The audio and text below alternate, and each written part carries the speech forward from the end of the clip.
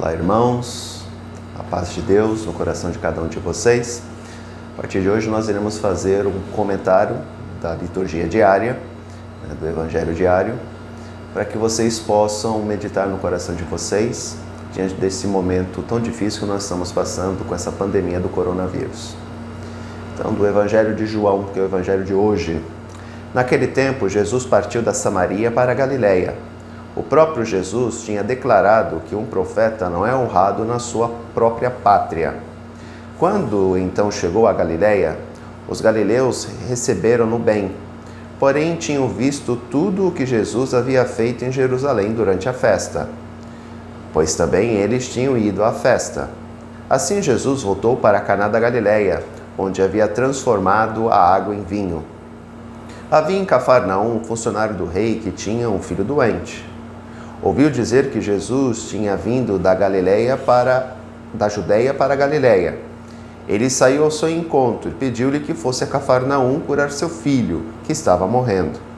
Jesus disse-lhe: "Se não verdes sinais e prodígios, não acreditais." O funcionário do rei disse: "Senhor, desce antes que meu filho morra."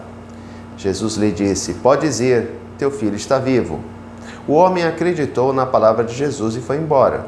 Enquanto descia para Cafarnaum, seus empregados foram ao seu encontro dizendo que o seu filho estava vivo. O funcionário perguntou a que horas o menino tinha melhorado. Eles responderam: "A febre desapareceu ontem, pela 1 da tarde." O pai verificou que tinha sido exatamente na mesma hora em que Jesus lhe havia dito: "Teu filho está vivo." Então ele abraçou a fé juntamente com toda a sua família. Esse foi o segundo sinal de Jesus. Ele realizou enquanto voltou da Judéia para a Galileia.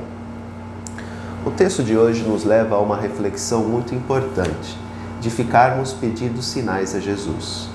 Devemos compreender que a presença de Deus em nossa vida deve ser algo de maneira contínua, ou seja, abarcando todo o nosso dia. Quanto mais nós nos aproximamos de Deus, mais a presença dele fica viva em nossa vida. E dispensamos a presença de sinais.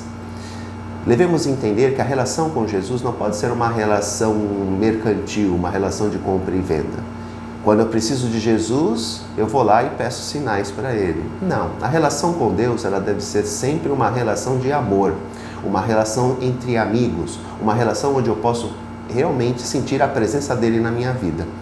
Então devemos tomar muito cuidado para não ficarmos tentando Deus como o povo hebreu fez no Egito.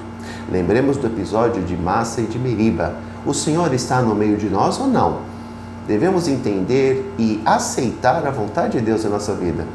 Quando nós assumimos a nossa fé, em nenhum momento nos foi proposto por Jesus de que nós não iríamos passar dificuldades nesse mundo, como estamos passando agora.